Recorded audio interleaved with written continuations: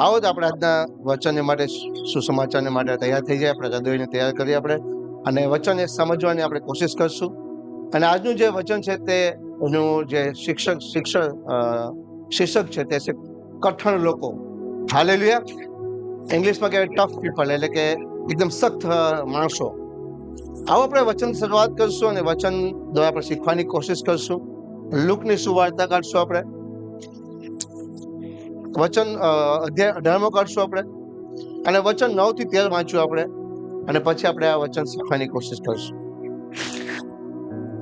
લુકની સુવાર્તા, look chapter 18 verse 9 to 13. લુકાની સુવાર્તા અધ્યાય 18 વચન 9 થી લઈને 13 વાંચ્યું આપણે. લુકની સુવાર્તા 18મો અધ્યાય આપણે 9 થી 13 વાંચશું. કેટલાક પોતાના વિશે અભિમાન રાખતા હતા કે અમે ન્યાયી છે, ને બીજાઓ દુષ્કરારતા હતા. તેઓને પણ તેણે આ દૃષ્ટાંત કહ્યું કે બે માણસ મંદિરમાં ગયા, એક ફરોશી અને બીજો દાણી. ફરોશીએ ઉભા રહીને પોતાના મનમાં પ્રાર્થના કરી, કેવો દેવ, બીજા માણસોના જેવો જુલ્મી, અન્યાયી, વ્યભિચારી અથવા આ દાણીના જેવો હું નથી, માટે હું તારી આભાર સ્તુતિ કરું છું. અઠવાડિયામાં હું 2 વાર ઉપવાસ કરું છું અને મારી બધી આવકનો 10મો ભાગ આપું છું. પણ દાણીએ વેગળે ઉભા રહીને પોતાની આંખો આકાશ તરફ ઊંચી કરવાને ચાહતો છાતી ફૂટીને કહ્યું કે ઓ દેવ, હું પાપી છું, મારા પાપ પર દયા કરો. આમેન. આમીન. આ વચન આપણે શીખવાની કોશિશ કરશું, અને વચન અંદર એક શાસ્ત્રી, એક ફરોશી છે, અને એક છે ટેક્સ કલેક્ટર, એટલે કે એ જકાત લેનાર હતો. અને આમાં આપણે જોઈએ તો આ બે વ્યક્તિમાં કઠોર કોણ છે એ આપણે સમજવાની કોશિશ કરશું. આપણે બાઇબલને સ્ટડીની અંદર પણ શીખી રહ્યા છે, અને એમાં આપણે શીખી રહ્યા છીએ એમાં કે તમે ફરીશીઓ જેવા ના થાઓ. હાલેલુયા. કેમ કે જે કઠણ માણસ હોય છે એ કદાચ બની શકે. આપણે પ્રભુ યેસુ વિશે આપણે જોઈએ છે કે પ્રભુ યેસુનું આપણે દ્રષ્ટાંત લઈએ તો જ્યારે પ્રભુ યેસુ પણ પૃથ્વી પર હતા તો એમની આસપાસ પણ કઠણ લોકો હતા, સખ્ત લોકો હતા, ટફ પીપલ હતા, જેઓ પ્રભુ યેસુને નકારતા હતા, પ્રભુ યેસુને ઇનકાર કર્યો, પ્રભુ યેસુને મારવામાં આવ્યા, પ્રભુ યેસુને ગાળો દેતા હતા, પ્રભુ યેસુને એક્સેપ્ટ નતા કરતા. પ્રભુ યેસુની આસપાસ આવા લોકો હતા. આપણે જોઈએ છે કે પ્રભુ યેસુએ આટલા આવા લોકો હોવા છતાં પ્રભુ યેસુએ એવા લોકો સાથે એવો વ્યવહાર ન કર્યો કે લોકો એને તુચકાતા હતા, પ્રભુ યેસુ એ લોકોને ક્યારેય તુચકાર ના કર્યો. પ્રભુ યેસુને મારવામાં આવ્યા પણ પ્રભુ યેસુ કોઈ દિવસ એ લોકોને પાછો તમાચો ના મારી. પ્રભુ યેસુને ગાળો દેવામાં આવી, પ્રભુ યેસુ એ લોકોને ગાળો ના આપી. પ્રભુ યેસુને લોકોએ ઇનકાર કર્યો પણ પ્રભુ યેસુ મસીહે એ લોકોને ઇનકાર ન કર્યો, એ લોકોને હંમેશા એક્સેપ્ટ કર્યા. તો પ્રભુ યેસુની આસપાસ આવા કઠણ લોકો હતા. હાલેલુયા. આપણે પણ જોઈ શકીએ છીએ કે આપણી આસપાસ પણ આવા કઠણ લોકો છે, જે હોઈ શકે છે. હાલેલુયા. એટલે પ્રભુ યેસુ મસીહે તો પણ પ્રેમ કરતા હતા. આટલા કઠોર હોવા છતાં લોકો, એની આસપાસના લોકો આટલા કઠોર, એકદમ સખત હતા, એકદમ ટફ હતા, છતાં પણ પ્રભુ યેસુ મસીહ એ લોકોને આટલો જ પ્રેમ કરતા હતા. હાલેલુયા. આપણી આસપાસમાં, આપણા કુટુંબની અંદર, આપણા પડોશીની અંદર, આપણા ગામની અંદર, અથવા આપણા મિત્ર, આપણા ઘણા બધા આપણા શત્રુઓ હોઈ શકે, જેમ પ્રભુ યેસુના પણ શત્રુઓ હતા, આજે પણ છે. પણ પ્રભુ યેસુ મસીહે એના શત્રુઓને પણ નફરત ના કરી. આમેન. હાલેલુયા. આપણી આસપાસમાં આવા લોકો છે. પરમેશ્વર આજે વચન તો આપણને કંઈક શીખવા માંગે છે કે કઠણ લોકો એટલે કેવા હોઈ શકે. આપણને સિમ્પલ રીતે ખબર પડી ગઈ કે કઠણ લોકો એટલે કે આવા લોકો છે જે આપણને ઇગ્નોર કરે છે, કદાચ આપણને મારવા માટે ષડયંત્ર કરતા હોય, કાવતરા રચતા હોય, આપણને અપમાન કરવા માટે કંઈ ને કંઈ પ્લાનિંગ કરતા હોય છે, આપણી પીઠ પાછળ બોલતા હોય છે. જેમ પ્રભુ યેસુ સાથે થયું એમ આપણી સાથે પણ થઈ શકતો હશે. પણ પ્રભુ યેસુ આપણને શું કહે છે કે તમે તમારા શત્રુઓને પ્રેમ કરો. ભલે એ લોકો તમને નફરત કરે છે, ઘૃણા કરે છે, પણ તમે એમના માટે પ્રાર્થના કરો. પ્રભુ યેસુ પણ એવું જ કરતા હતા. એમની આસપાસ આવા લોકો હતા, છતાં પણ પ્રભુ યેસુ મસીહ એ લોકોને હંમેશા પ્રેમ કરતા હતા. હાલેલુયા. આપણે લાસ્ટ વીકે પણ જોઈ ગયા અને આપણે શીખી ગયા કે તમારા વિશ્વાસ પ્રમાણે તમારી સાથે થાઓ. હાલેલુયા. અને એને પહેલા પણ આપણે શીખ્યા, એક વ્યભિચારી સ્ત્રી હતી, આપણે જો એની અંદર પણ જોઈએ છે તો એની અંદર પણ એ જે ફરીસીઓ હતા એને કહેવામાં આવે છે કઠોર લોકો, સખ્ત લોકો. કેમ કે એ પોતાની બડાઈ કરે છે, એ પાપ કરતા હોય છે પણ પોતે પાપને સ્વીકારતા ના હોય. એક જગ્યાએ તે સાચું, બીજું કઈ તે ખોટું. હાલેલુયા. એ સમયે એ સ્ત્રીને એ લોકો પ્રભુ યેસુ પાસે લાવ્યા કેમ કે એ કઠોર લોકો હતા. એ શાસ્ત્ર વચન, મૂસાના વચન પ્રમાણે એ લોકો પ્રભુ યેસુ સાથે વાત પણ કરે છે કે પ્રભુ ગુરુ, આ સ્ત્રીએ વ્યભિચાર કર્યો છે અને પાપ કર્યો છે, અને હવે મૂસાના જે આપણને વ્યવસ્થા આપવામાં આવી છે અને એ પ્રમાણે લખવામાં આવેલું છે, કહેવામાં આવેલું છે કે કોઈ પણ સ્ત્રી વ્યભિચાર કરતી પકડાય એને મારી નાખવી જોઈએ. આ બાબતો કોણ કહે છે? ફરીસીઓ લોકો. એ લોકો પોતાના પાપને એક્સેપ્ટ નથી કરતા કે મેં પાપ કર્યો હશે, પણ તે કઠોર બને છે અને એક સ્ત્રી ઉપર દાવો કરે છે કે ભાઈ એને પાપ કર્યો છે. પણ પ્રભુ યેસુ મસીહે આવું નથી કર્યું. કે પ્રભુ યેસુને તુચ્છ ગણવામાં આવ્યા, મારવામાં આવ્યા, એને વિરુદ્ધ થઈ ગયા, એને અપમાન કરવામાં આવ્યા, પણ છતાં પ્રભુ યેસુએ એમ ના કહ્યું કે તે લોકો પાપી છે. પ્રભુ યેસુ હંમેશા કહે કે તે લોકો જાણતા નથી તે શું કરી રહ્યા છે, તેઓને માફ કરો. હાલેલુયા. આવો પ્રેમ કર્યો પ્રભુ યેસુ મસીહ. પણ આગળ ફરીસી લોકો છે તે એક સ્ત્રીને કહે છે કે એને પાપ કર્યું છે, કેમ કે એની અંદર એક કઠોરતા હોય છે, એક સખ્તપણું હોય છે. અને આવા આપણે ના બનવું જોઈએ. આપણે પણ આજુબાજુ આવા લોકો હોઈ શકે, પણ પ્રભુ યેસુને આ વચન આપણને શીખવવા માંગે છે કે તમારે તમારા શત્રુઓને, આવા લોકોને તમારે પ્રાર્થના કરવાની છે. લોકો માટે ભલે એ લોકો તમને ધૃણા કરે, નફરત કરે, કે તમને અપમાન કરે, બદનામ કરે, તમને મારી પણ લે, છતાં પણ તમારે પ્રભુ જેવું બનવાનું છે. હાલેલુયા. જો તમારી અંદર પ્રભુનો જો સ્વભાવ દેખાવો જોઈએ, અથવા આપણે બતાવવો હોય તો આપણે એવું જ ના કરવું જોઈએ જેવું પ્રભુ યેસુ મસીહે કર્યું. પ્રભુ યેસુ મસીહ પોતે આટલા નમ્ર થઈ ગયા કે પોતે બીજાને માફ કર્યા. પરમેશ્વર કે તમે નમ્ર થાઓ. માથેની પુસ્તકની અંદર 5મો અધ્યાય કાઢી તેમાં લખેલું છે. 5મો અધ્યાય આપણે જોઈએ છે, એમાં લખવામાં આવેલું છે. ત્રીજું વચન શું કહે છે કે જેઓ નમ્ર છે, જેઓ દીન છે, તેઓ પૃથ્વીનું વતન પામશે. હાલેલુયા. જો આપણે પૃથ્વીનું વતન પામવું હોય, પૃથ્વીનું વતન એટલે કે પરમેશ્વરના રાજ્યમાં, વાંચીએ આપણે માંથી 5:3 હા લે 3 થી વાંચીએ. માંથી 5:3-5 આત્મા જેવો રાગ છે તે ધન્ય છે, કેમ કે આકાશ પાછળ દેવનું છે. રાગ એટલે કે નમ્ર, દીન. જેવો નમ્ર છે, દીન એટલે કે જેવો નમ્ર છે તેવો આકાશનું રાજ્ય પામશે. જેવો સુખ કરે છે તેઓને ધન્ય છે, કેમ કે તેઓ દિલાસો પામશે. જેવો નમ્ર છે તેઓને ધન્ય છે, કેમ કે તેઓ પૃથ્વીનું વતન પામશે. હાલેલુયા. પ્રભુ યેસુ નમ્ર થયા એટલે આજે આખા પૃથ્વીમાં પ્રભુ યેસુનું નામ છે. અને માત્ર ખાલી પૃથ્વી પર નહીં, આકાશ અને પૃથ્વીમાં, આકાશમાં અને મનુષ્યની મધ્યમાં, પાતાળમાં માત્ર એક જ સર્વશ્રેષ્ઠ નામ છે, તે છે પ્રભુ યેસુ મસીહ. એનું કારણ શું છે? કેમ કે પ્રભુ યેસુએ એવો વ્યવહાર ન કર્યો જેમ એ સમયે જે લોકો, જેમ યહૂદી લોકો, શાસ્ત્રીય ફરીસીઓ જેવો વ્યવહાર કરતા હતા, એવો પ્રભુ યેસુએ એ લોકો સાથે વ્યવહાર ન કર્યો. હાલેલુયા. પ્રભુ યેસુ ખુદ પરમેશ્વર હોવા છતાં તે પુત્ર બની રહ્યા, આટલા નમ્ર થઈ ગયા કે તેને હરેક દીકરા દીકરીઓને માફ કર્યા. એટલે પ્રભુ યેસુ આપણને બી કહેવા માંગે છે, કદાચ બની શકે આપણે આ ઉદાહરણ જોઈ શકીએ કે આજે આપણે પણ આવા લોકોની મધ્યમાં આપણે પણ એક નથી ને, કદાચ આપણે હોઈ શકીએ. કેમ કે આપણે પ્રાર્થનાઓ કરીએ છીએ, જેમ આપણે વચન વાંચ્યું, આપણે લુકની સુવાર્તાનો અધ્યાય આપણે 18મો અધ્યાય વાંચ્યો, એમ ફરીસી શું કહે છે કે હું અઠવાડિયામાં 2 દિવસ ઉપવાસ રહું છું, હું પ્રાર્થના કરું છું, હું 10મો ભાગ આપું છું. એટલે પોતાને શું કહેવા માંગે છે કે હું ધર્મી છું. એ પોતાને કથન કરે છે કે હું પેલા ટેક્સ કલેક્ટર છે, ચૂંગી લેવા વાળો છે, એના જેવો નથી. જે શાસ્ત્રીય ફરીસીઓ પેલી સ્ત્રીને વ્યભિચારી બતાવે છે, એ લોકો આવા જ છે. એ લોકો એમ કહેવા માંગે છે કે આને પાપ કર્યો છે, અમે પાપ કર્યો નથી. પરમેશ્વર શું કહે છે કે જે પોતાના મોઢેથી કબૂલાત કરશે પાપોને, જે પ્રભુને ગ્રહણ કરશે, પાપોને કબૂલ કરી લેશે, માની લેશે, તેના પાપોને માફ કરવામાં આવશે. હાલેલુયા. આપણે આગળ જોયું છે માથેની સુવાર્તા 5મો અધ્યાય આપણે રાખીએ કન્ટિન્યુ, અને 44મું વચન વાંચીએ આપણે.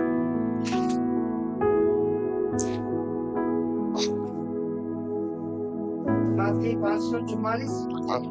પણ હું તમને કહું છું કે તમે તમારા વિધિ ઉપર પ્રેમ કરો ને જેઓ તમારી પાસે પડે છે તેઓને માટે પ્રાર્થના કરો. હાલેલુયા. પરમેશ્વરે આ બાબત જ કે પ્રભુ યેસુ મસીહ પૃથ્વી પર હતા તે લોકો શું કરે? પ્રભુ યેસુ મસીહ એ લોકોને પ્રેમ કરતા હતા, નમ્ર સ્વભાવથી જવાબ આપતા હતા. એ લોકો કઠોર પ્રશ્ન પૂછતા હતા, પણ એ લોકો પ્રભુ યેસુ મસીહ ક્યારેય કઠોર જવાબ ના આપ્યો. આપણે કટાક્ષમાં કહીએ ને, કોઈ સામેથી આપણને કોઈ પૂછે તો આપણે એનો જવાબ કટાક્ષમાં આપીએ, પણ પ્રભુ યેસુ આવું ન કહ્યું. એ ગમે તે પ્રશ્ન પૂછતા હતા, પ્રભુ યેસુ હંમેશા એને ઉત્તર જવાબ નમ્ર સ્વભાવથી આપતા હતા. હાલેલુયા. એટલે આપણા વાણીની વર્તન અંદર પણ આ બદલાવ હોવો જોઈએ. જો આપણે કઠોર છીએ તો આપણે શાસ્ત્રીય ફરોશી જેવા હોઈ શકીએ, જેવા આપણે શીખી રહ્યા છીએ બાઇબલની અંદર. બાઇબલ સ્ટડીમાં આપણે શીખી રહ્યા છીએ. લોકોની સુવાર્તામાં આ જ બાબત બને છે. ફરીથી આપણે વાંચીએ કે એ જે ઘમંડ કરતા હોય છે અને બીજાને જે તુચકારતા હોય છે, પ્રભુ યીશુ એના વિશે દ્રષ્ટાંત આપે છે કે કઠોર કોણ લોકો છે જે પોતાને અભિમાન હોય છે, ઘમંડ હોય છે કે હું તો બધું જ કરું છું, હું પ્રાર્થના કરું છું, હું દસમાસ આપું છું, હું ચર્ચમાં જાઉં છું, હું હરેક મીટિંગ અટેન્ડ કરું છું, બધું જ કરું છું, એટલે હું પવિત્ર છું, શુદ્ધ છું. હા, પ્રભુ યેસુને ધન્યવાદ કરીએ, એના કૃપાથી, એના અનુગ્રહથી એને આપણા માટે બલિદાન દીધું અને એના કૃપાથી આજે આપણે પવિત્ર છીએ. હાલેલુયા. આપણા પર જે દાગ લાગેલો હતો, જે સંસારે આપણા પર દાગ લગાવેલો હતો, જે શેતાને આપણે પાપમાં નાખ્યા હતા, જે શેતાન અંધકારનો જે શેતાન છે આપણને અંધકારમાં લઈ ગયો હતો, પણ પ્રભુ યેસુ મસીહ આપણા માટે જ્યોતિ બનીને આવ્યા, આપણને અંધકારમાંથી બહાર કાઢ્યા. આપણા પર કલંક લાગેલો હતો, વ્યભિચારનો, પાપનો, જે કઈ કલંક, એ પ્રભુ યેસુ પોતાના પર કલંક લઈ લીધો. હાલેલુયા. એ પ્રભુ યેસુ મસીહનો આપણે ધન્યવાદ કરીએ. વાંચીએ આપણે લુકાની સુવાર્તા, ફરીથી વાંચ્યું આપણે 9-13, 18:9-13. 18:9-13. કેટલાક પોતાના વિશે અભિમાન રાખતા હતા કે અમે ન્યાયી છીએ ને બીજાઓ તુચકારતા હતા. આ કોણ હતા જે શાસ્ત્રીય ફરીસીઓ હતા? એ લોકો એવા અભિમાની હતા, એ પોતાની ન્યાયી સમજતા હતા અને બીજાને તુચકારતા હતા. કેમ કે એ લોકોને એમ લાગે છે કે પ્રભુ યેસુ તો આપણા જ છે, એટલે કે જે યહોવા દેવે જે મૂસાની જે વ્યવસ્થા આપેલી છે એ આપણા માટે છે, બીજા કોઈ માટે નથી. ને આપણે બધું આ કરીએ છીએ, આપણે મૂસાની વ્યવસ્થા પ્રમાણે ચાલીએ છીએ, જે યહોવા દેવે જે આજ્ઞા આપી છે એ પ્રમાણે આપણે ચાલીએ છીએ. એ લોકો એમ સમજે કે આપણે જ ન્યાયી છે, બીજા તો તું જ છે. એ લોકો બીજાને તુચકારતા હતા. જેમ બાઇબલ સ્ટડીમાં પણ શીખવામાં આવ્યું છે કે ફરીસીઓ શું કરે છે કે બીજા લોકોને બદનામ કરવાની કોશિશ કરે છે, પોતાના પાપ ક્યારે એક્સેપ્ટ કરતા નથી, પોતાની ભૂલને માનતા નથી, પણ બીજાની ભૂલ શોધે છે. હાલેલુયા. આગળ વાંચીએ આપણે.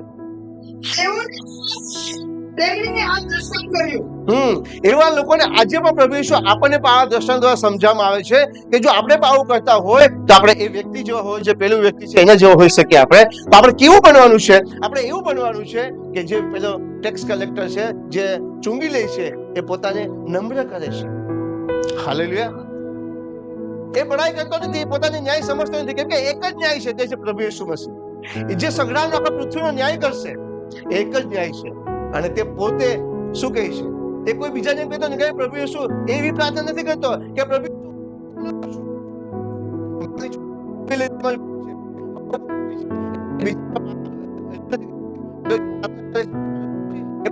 એવું નથી.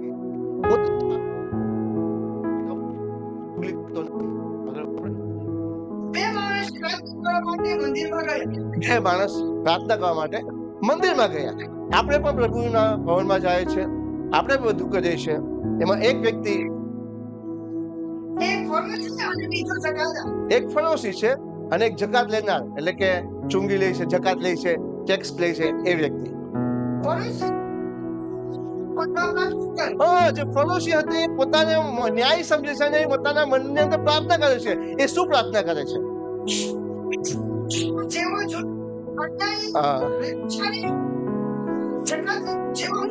આ પોતાની ઘમંડ છે, એ પોતાની બડાઈમાં રહે છે કે હો ઈશ્વર, હું બીજાના જેવો નથી. પ્રભુ યેસુ આપણે આવી પ્રાર્થના કરતા નથી કે હું બીજા. હા, પ્રભુ યેસુ એવી પ્રાર્થના કરતા શીખવતા.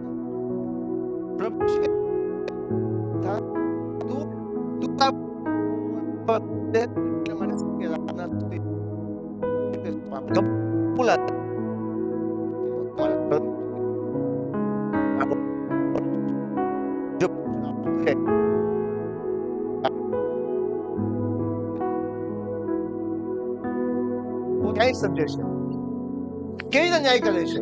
ઓ પ્રભુ, હું બીજાના જેવો નથી. આજે આપણે પણ ઘણી વખત આવું કરીએ છીએ કે ઓ પ્રભુ, હું પેલા જેવો થોડો છે, હું પેલા જેવી થોડું છું. આપણે આને કહેવાય પોતાનો ન્યાય કરનાર, અથવા એ આપણે અંદર ઘમંડ હોય છે. માટે હું તમારી આભાર સ્તુતિ કરું છું. પેલા તો પોતાને બડાઈ મારે છે, ઘમંડ કરે છે કે હું તમારી આભાર સ્તુતિ કરું છું. હા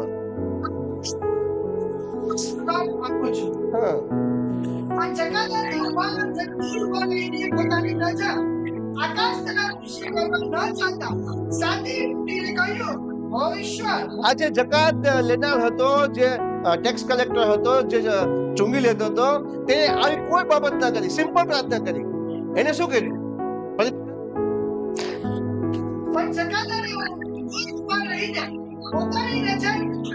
આકાશ તરફ ઊંચી કરવા ન ચાહતા સાદી ઉઠીને કહ્યું, ઓ ઈશ્વર, હું પાપી છું. એ એટલો નમ્ર થઈ ગયો કે એને ખબર છે કે મેં પાપ કર્યો છે. એ પ્રભુ આંખ ઊંચી કરીને પણ જોઈ શકતો નથી. એ એટલો દિન થઈને એ પોતાની છાતી પીટે છે કે પ્રભુ યેશુ, હું પાપી છું. હાલેલુયા. મારા પર દયા કરો. શું કહે છે? આ પ્રાર્થના કહે છે, ઓ પ્રભુ, મારા પર દયા કરો. આજે શાસ્ત્રીય ફરીસીઓ શું કરે છે? એ પોતાની બડાઈ કરે છે, એ પોતે બીજાની સાથે કમ્પેર કરે છે, ન્યાય કરે છે કે હું પેલા જેવો નથી, હું પેલા જેવી નથી, મેં તો બધું જ કરું છું. પણ આપણે કેવું બનાવ છે? જે ચૂંગી લે છે, જે ટેક્સ લે છે, એના જેવું બનાવ છે. આપણે બીજાની સાથે કમ્પેર આપણે કરવાની નથી. આપણે બીજા સાથે કમ્પેરિઝન આપણે કરવાની નથી. કેમ કે પરમેશ્વર હરેકને જાણે છે. આપણે માત્ર આપણા પાપોને કબૂલાત કરવાનું છે. એ જે વ્યક્તિ હતો એ પોતે ઝૂકી જાય છે, પોતાની છાતી પીટે છે અને પોતાના પાપને કબૂલાત કરે છે કે હો પિતા, મારા પાપને તમે ક્ષમા કરો. હાલેલુયા. જેમ પ્રભુ યેશુ મસીહે હરેક લોકોને ક્ષમા કર્યા છે. આપણે કઠોર બનવાનું નથી. જે પેલો શાસ્ત્રી, જે ફરીસી છે, એ પોતાના જીવનને કઠોર કરે છે. આપણે કઠોર લોકો નથી. પરમેશ્વર આપણને એક નમ્ર હૃદય આપ્યું છે. હાલેલુયા. હેઝકેલની પુસ્તકની અંદર શું લખેલું છે કે એના અંદરમાં જે શેતાને કઠોર પથ્થર જેવું હૃદય કરી નાખ્યું છે, એને હું કાઢીને એક નવું હૃદય આપીશ. હાલેલુયા. એને એક માણસનું હૃદય આપીશ, જેથી કરીને તે મારી સઘળી આજ્ઞાઓનું પાલન કરે. હાલેલુયા. આપણે કઠોર હતા પહેલા, પણ પરમેશ્વર આપણા પર કૃપા કરી આપણું કઠોર હૃદયને પરમેશ્વર કાઢીને પીગળાવીને એક નમ્ર બનાવ્યું છે, એક માણસ જેવું હૃદય બનાવ્યું છે, જેથી કરીને આપણે પરમેશ્વરની હરેક વિધિઓને પાળી શકીએ. હાલેલુયા. પરમેશ્વરનું વચન શું કહે? રોમનો પત્ર 2:4, રોમન્સ ચેપ્ટર 2:4. ઇંગ્લિશમાં છે. પરમેશ્વરનો ઉપકાર આપણા પર થયો છે, એ આપણને હંમેશા પ્રેરિત કરે છે પસ્તાવ કરવાને માટે. કેમ કે પ્રભુ યેશુ મસીહે જે કામો કર્યા છે, એ કામોને જો તમે યાદ કરો છો તો માત્ર તમારા હૃદયની અંદર, તમારા અંદર એક જ વાત નીકળશે, એક જ ઉદ્ભાવના થશે. એ જ આપણને પ્રેરિત કરશે કે તમે પસ્તાવો કરો. કેમ કે પ્રભુ યેશુ મસીહ જેવું આપણા માટે કોઈ બલિદાન થઈ શકતું નથી કે ના કરી શકશે. હાલેલુયા. રોમનો પત્ર 2 અધ્યાય વચન 4. Roman chapter 2:4. ઇંગ્લિશમાં વાંચે પ્લીઝ. રોમન પત્ર અધ્યાય 2 વચન 4. અથવા દેવનો ઉપકાર તને પસ્તાવો કરવાનો રહેશે. તેથી આપના રહીને શું તેના ઉપકારની સહનશીલતાથી તથા વિપુલ જ્ઞાનની સંપત્તિને તું જ ગણશે. પતી ગયું. ઓકે. ઇંગ્લિશમાં પ્રતીક્ષા વાંચે. Roman chapter 2:4.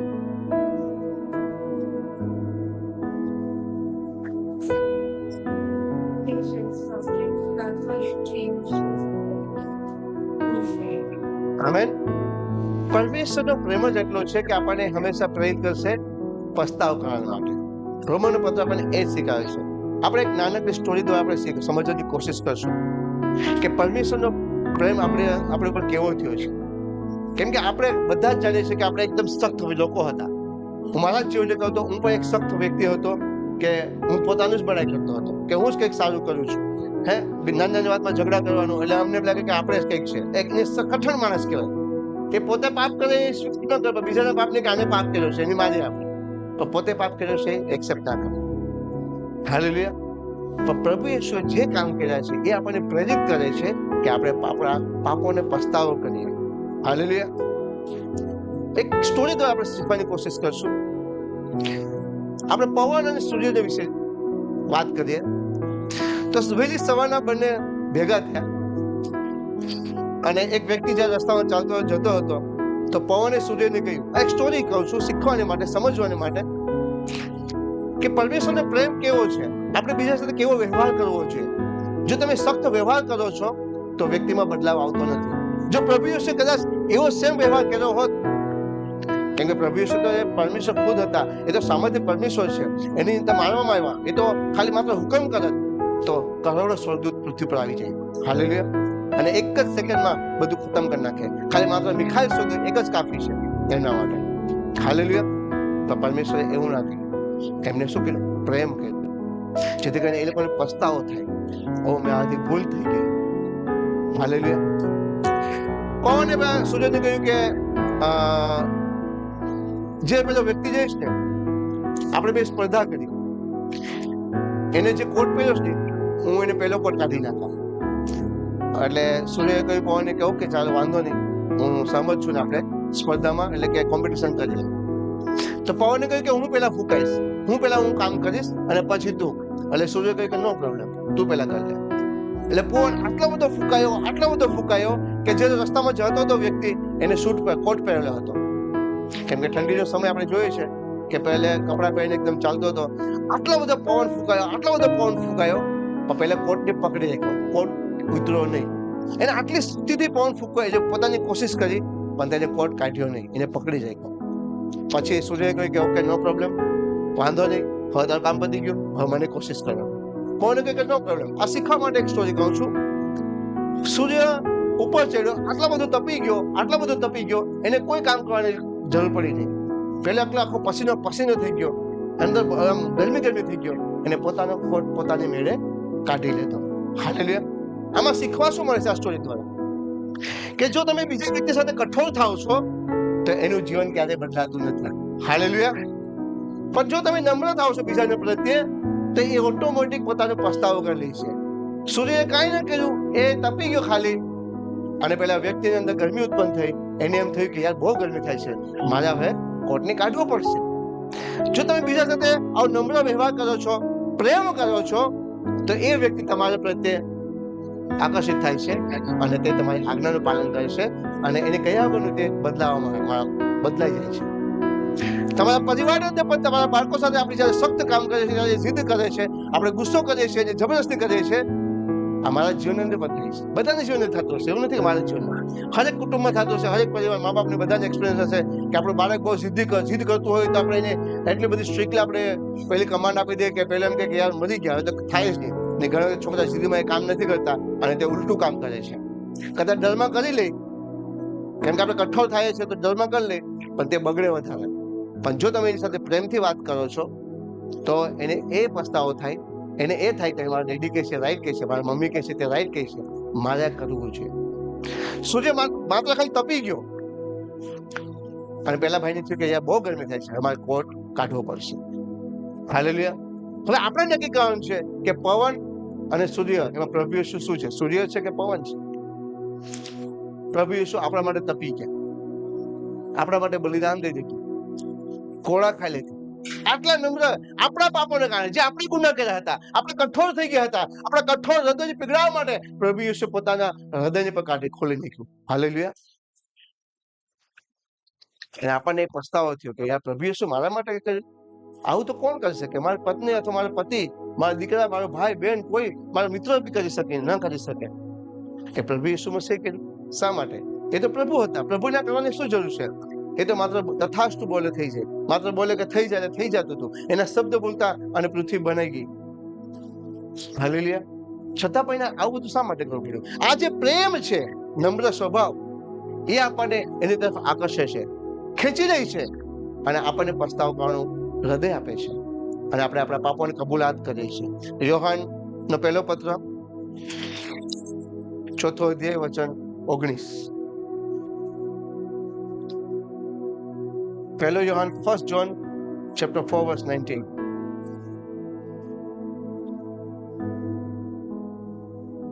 Bus Yohan 4:19. Yes, please. શકીએ છીએ? આપણે એટલા માટે પ્રેમ કરીએ છીએ કે પ્રથમ પ્રભુ યેસુ મસીહ આપણા પર પ્રેમ કર્યો છે. હાલેલુયા. જો પ્રભુ યેસુ મસીહ આપણને પ્રેમ ના કરે તો આપણે પ્રભુ યેસુને પ્રેમ કરત ના કરે. કોઈ વ્યક્તિ આપણને જો પ્રેમ કરે છે તો જ આપણે પ્રેમ કરીએ છીએ. પણ પ્રભુ યેસુ મસીહ પહેલા આપણને પ્રેમ કર્યો છે. પ્રભુ યેસુ કઠોર ના થયા. પ્રભુ યેસુ એવું ના વિચાર્યું કે ના હું તો પ્રભુ છે, મેં એમને બનાવ્યા છે, હું શા માટે પ્રેમ કરું? પહેલા એ મને પ્રેમ કરે, કેમ કે એ તો મેં બનાવ્યા, મારા દીકરા દીકરીઓ છે, હું શા માટે પ્રેમ કરું? એ તો એનો પ્રોબ્લેમ છે. એ મને પ્રેમ કરવો જોઈએ. મારો દીકરો મારી દીકરી અથવા જે પૃથ્વી પર મનુષ્ય છે એ મને પ્રેમ કરે તો જ હું બલિદાન દેવા માટે પૃથ્વી પર જાઉં, બાકી ન જાઉં. એવી સિદ્ધ ના કરી. પ્રભુ યેસુ પહેલા નમ્ર થઈ ગયા, પોતે આપણને પ્રેમ કર્યો કે ના, મારે મારા દીકરા દીકરી માટે પૃથ્વી પર જવું પડશે, મારે બલિદાન આપવું પડશે, કેમ કે તે કઠોર થઈ ગયા છે. આપણા કઠોર હૃદયને પીગળાવવા માટે પોતે એને પહેલા આપણને પ્રેમ કર્યો. એટલે આપણે પ્રભુ યેસુને પ્રેમ કરીએ છીએ. હાલેલુયા. એ પ્રેમના કારણે આપણે પ્રેરિત થઈએ છીએ, આપણે પસ્તાવો કરીએ છીએ, આપણે પાપોની કબૂલાત કરીએ છીએ. માથેની સુવાર્તા ફરીથી કાઢીએ આપણે, મેથ્યુ ચેપ્ટર 5 વર્સ 44-45. માથેની સુવાર્તા 5મો અધ્યાય 44-45. પણ હું તમને કહું છું કે તમે તમારા વેરી ઉપર પ્રીતિ કરો ને જેઓ તમારે લાગે છે તેઓને સાપના કરો. એ માટે કે તમે આકાશમાં તમારા બાપને દીકરા થાઓ, કારણ કે તે પોતાના સૂરજને પૂરા કરતા ભલા પર ઉગાવે છે ને ન્યાય કરતા અન્યાયને પણ વરસાદ વરસાવે છે. હાલેલુયા. પ્રભુ યેસુ મસીહ દરેક પર સરખો પ્રેમ કરે છે. તે આપણા ઉપર પણ, અને જે પ્રભુ યેસુ પર વિશ્વાસ નથી કરતા, હજુ પણ જે અત્યારે પ્રભુ યેસુનો ઇનકાર કરે છે, હજુ પણ પ્રભુ યેસુ જે વેરીઓ છે, શત્રુઓ છે, એના પર સરખો તે વરસાદ પણ નાખે છે અને સૂર્યનો પ્રકાશ પણ બધા ઉપર સરખો રાખે છે. તે કોઈનો પક્ષપાત કરતો નથી. આજે પણ તે આટલો જ પ્રેમ કરે છે. હજુ પણ એને પ્રેમમાં કોઈ ઘટાડો નથી થયો કે ના, હવે જે મારા ફોલોવર્સ છે, જે મારું નામ લે છે, જે મારી પાસે ચાલે છે, એને જ હું પ્રેમ કરું છું, બાકીને એને નફરત કરું છું. એવું હજુ પણ તે કર્યું નથી. એનો પ્રેમ આજે પણ સેમ જ છે. હાલેલુયા. તે પહેલા અને આજે પણ એ સેમ જ છે. હાલેલુયા. પ્રભુ યેસુ આપણને કહે છે કે આપણા પ્રેમની અંદર બદલાવ ન હોવો જોઈએ, આપણા સ્વભાવની અંદર બદલાવ ન હોવો જોઈએ, આપણા વર્તનની અંદર બદલાવ ન હોવો જોઈએ. ગમે તેટલી મુસીબત આપણા પર આવી જાય, જેમ પ્રભુ યેસુ મસીહ પર મુસીબતો આવી, પણ એના પ્રેમમાં કોઈ પણ બદલાવ ન આવ્યો. હાલેલુયા. પણ આપણા જીવનમાં ઊંચ નીચ થાય કરશે, કેમ કે આપણે મનુષ્ય છે. પણ પ્રભુ યેસુ આપણને આ વચન દ્વારા શીખવવા માંગે છે કે આપણે એક કઠોર વ્યક્તિ ના બનીએ, આપણે પ્રભુ યેસુ જેવા બનીએ. હાલેલુયા. એટલા માટે આ વચન આપણને પ્રેરિત કરે છે. ફરીથી વાંચીએ 44-45. માથી 5:44 અને 45. પણ હું તમને કહું છું કે તમે તમારા વેરીઓ પર પ્રીતિ કરો.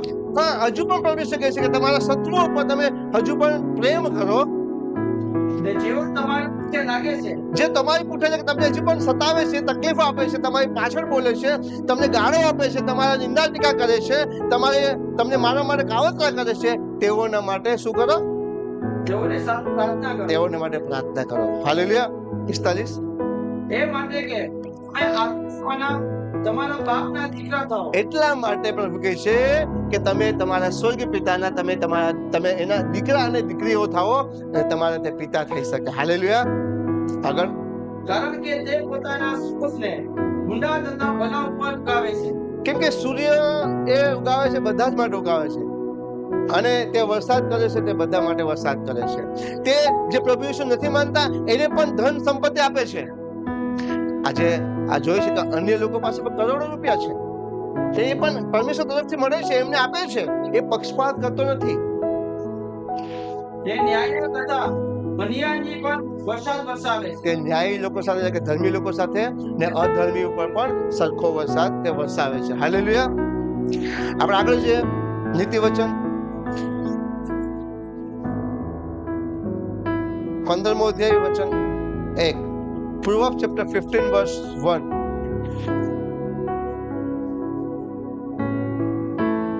નીતિ વચન 15:1. હા. નમ્ર ઉત્તર ક્રોધને શાંત કરી દેશે. નમ્ર ઉત્તર ક્રોધને શાંત કરી દે છે. શબ્દ અને કઠોર શબ્દ તે રીસ એટલે કે ગુસ્સો કરાવે છે, ક્રોધ કરાવે છે.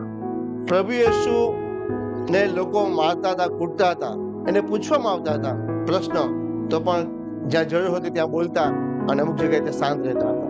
અને હંમેશા તેનો ઉત્તર, પ્રભુ યેસુનો જવાબ હંમેશા નમ્ર રીતે હોય છે.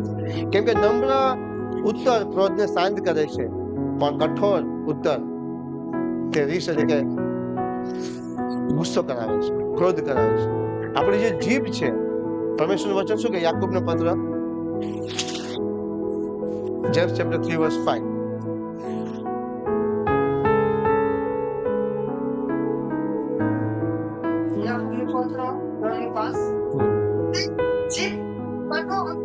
જીભ પણ એક નાનો અવયવ છે. જો તમે એને કઈ રીતે વાપરો છો, જો તમે કઠોર થઈને જવાબ આપો છો તો સામેવાળાને વધારે ગુસ્સો આવશે. આ બાબતમાં આપણે શીખી ગયા છે કે તમારા જીભને પણ તમે કંટ્રોલ કરો, તમારા બોલવામાં પણ તમે કંટ્રોલ કરો.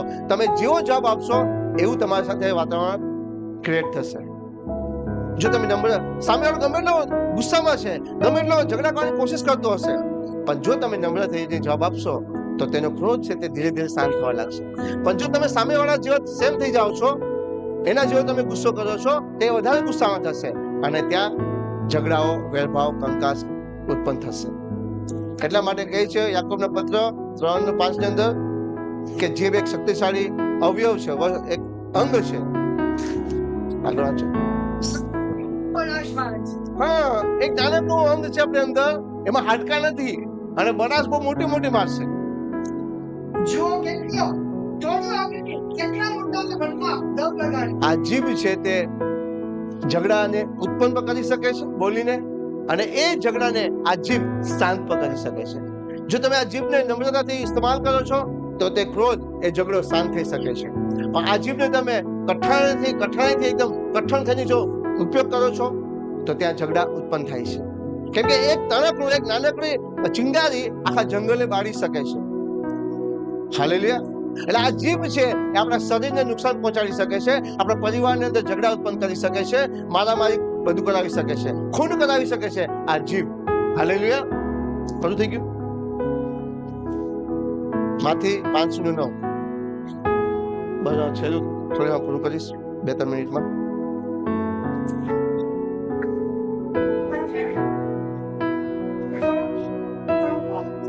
વાક્ય અધ્યાય 5 વચન 9. સલાહ કરાવનારની ધન્ય છે, કેમ કે તેઓ દેવના દીકરા કહેવાશે. હાલેલુયા. સુલહ કરાવનાર એટલે કે સમાધાન કરાવનારને માટે પ્રભુ કહે છે કે તે લોકો ધન્ય છે, કેમ કે તેઓ શું કહે છે? પાછું વાંચીએ આપણે. સલાહ કરાવનારોને ધન્ય છે, કેમ કે તેઓ દેવના દીકરા કહેવાશે. તેઓ દેવના દીકરા કહેવાશે.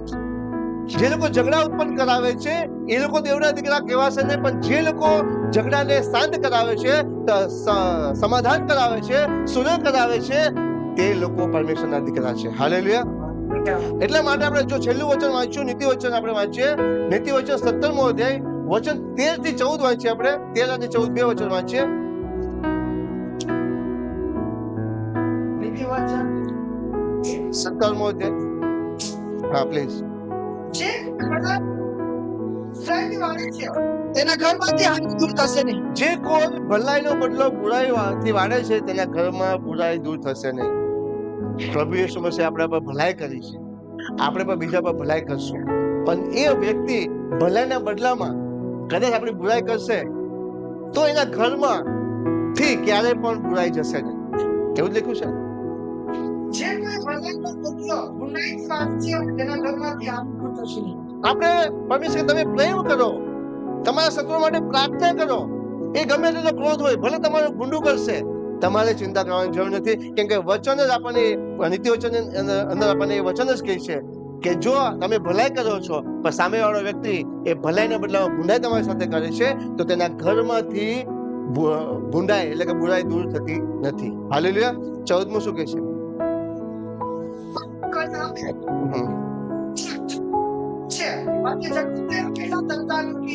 માટે પાણીને બહાર આવવાનું જે બાકુ જે પાણી હોય છે એ પોતાનો એક રસ્તો ગોતી લે છે, કાણું ગોતી લે છે. લાસ્ટ ટાઈમ આપણે શીખી ગયા હતા કે જે પાણી હોય છે એ પોતાનો વેગને નીકળવા માટે એક રસ્તો બનાવે છે. એ રસ્તો બનાવે ત્યારે ધીરે ધીરે ધીરે ધીરે પછી નાનકડું કાણામાંથી મોટો હોલ બની જાય છે. એમાં આપણે શીખીએ કે ડેમ હોય છે, ડેમની અંદર જો ડેમ ની અંદર એક પાણી નીકળવાનું શરૂ થાય છે તો ડેમ તૂટી જાય છે. જો ડેમ તૂટે તો ઘણું બધું નુકસાન કરે. એ નુકસાન ન થાય એટલા માટે એ ડેમને પહેલેથી આપણે એને રિપેર કરવો જોઈએ.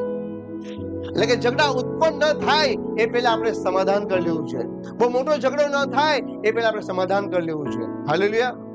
એટલા માટે આપણને વચન કહે છે કે તમે હંમેશા બીજાનું સારું વિચાર કરો, સારું કરો, ભૂંડું ના કરો. ગાળોના બદલામાં ગાળો ન આપો, ભૂંડાઈના બદલામાં ભૂંડાઈ ન કરો, ટીકાના બદલામાં ટીકો ન આપો, શબ્દના બદલે એવા શબ્દ ન આપો. કેમ કે તમે જો ભલું કરશો અને સામેવાળો વ્યક્તિ ગમે એટલું તમારું બુરું કરશે તો એના ઘરમાંથી એ બુરાઈ જશે નહીં.